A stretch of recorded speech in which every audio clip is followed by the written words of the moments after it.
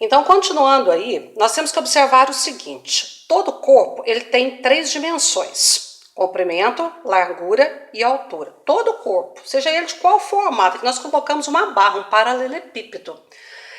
Quando um corpo se dilata, todas essas dimensões se dilatam, ou seja, todas elas crescem.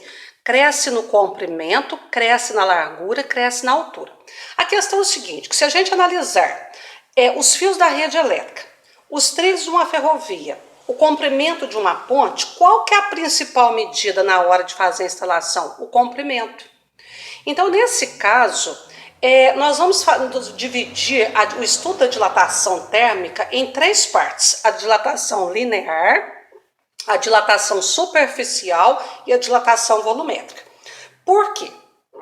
Como o comprimento, em muitos casos, como nos trilhos, nos fios da rede elétrica, nas construções de ponte, é uma dimensão muito importante, né, que tem que ser considerada e levada em conta para analisar, calcular a dilatação desses materiais, nós vamos fazer o estudo da dilatação linear em primeiro lugar. Porque a dilatação linear é analisada em uma só dimensão, medidas lineares, uma só dimensão. Então, no caso da dilatação linear, nós vamos analisar o quanto o corpo está dilatando apenas no seu comprimento.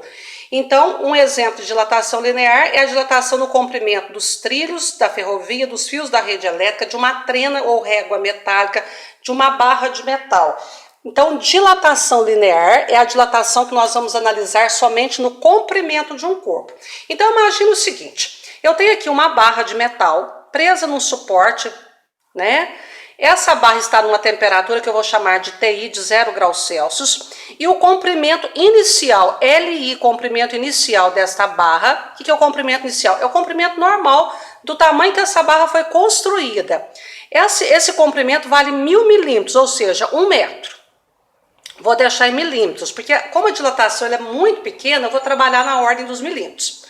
Aí eu coloco essa barra, levo essa barra para um forno, deixo ela lá no sol, põe na água quente, mas no caso aqui vamos colocá-la no forno, cuja temperatura é 100 graus, vou chamar isso aqui de temperatura final. O que aconteceu com essa barra? Ela ficou maior. Veja que eu fiz ela maior não só no comprimento quanto na altura, porque quando o corpo se dilata, ele cresce em todas as dimensões, não só no comprimento. Agora nós só vamos analisar o comprimento. E quanto que essa barra, o comprimento final, que eu vou chamar de LF, 1001 milímetros, ela dilatou 1 milímetro, e isso é real. Essa barra é de ferro. Uma barra de ferro de 1 metro, ao ser aquecida de 0 a 100 graus Celsius, ela só aumenta 1 milímetro no seu comprimento. É muito pouco, a dilatação dos sólidos é muito pequena, mas existe. 1 milímetro, 2 milímetros já é suficiente para você não encaixar uma peça na outra. Muito bem, então, esse pedacinho aqui, ó, eu fiz em grande dimensão, mas na prática é pequenininho. Esse pedacinho, ó, até aqui, ó, é o tamanho normal da barra. Dilatou 1 milímetro. Delta na física significa variação. L, comprimento. Então, a dilatação é o que variou no comprimento. Então, a dilatação ela pode ser medida pelo comprimento final menos o comprimento inicial. Veja, que se eu pegar o comprimento final, 1001, e subtrair o comprimento inicial, que é 1000, eu vou achar 1 milímetro, que foi o que dilatou.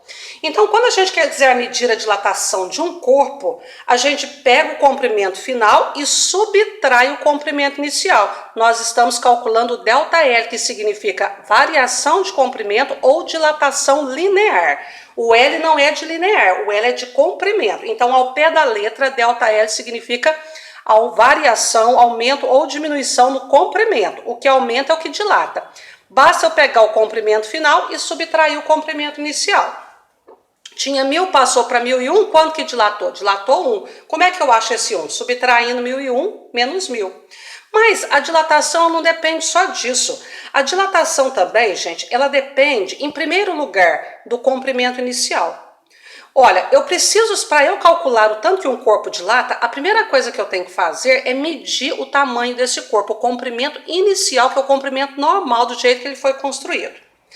A segunda coisa, só vai ter dilatação se houver uma variação de temperatura. A temperatura tem que estar num valor e passar para outro. Delta significa variação, dt de temperatura. Toda variação é o final menos inicial. Se ΔL é comprimento final menos comprimento inicial, ΔT é temperatura final menos temperatura inicial. Por exemplo, se passou de 0 para 100, 100 menos 0 variou 100 graus. Agora, na fórmula da dilatação também, nós temos que analisar o tipo de material. Ferro dilata diferente de alumínio, alumínio dilata diferente de cobre, chumbo dilata mais do que alumínio, alumínio dilata mais do que cobre, cobre dilata mais do que ferro. Então, assim, materiais diferentes têm estruturas diferentes que vão se dilatar diferente. Isso aqui na equação vai ser representado por uma letra grega que se chama alfa e que para nós vai significar coeficiente de dilatação linear. Então, a segunda fórmula fica ΔL é igual ao comprimento inicial vezes coeficiente de dilatação linear vezes a variação de temperatura. Todos esses fatores têm que ser levados em conta na hora de analisar a dilatação de um corpo, tá certo?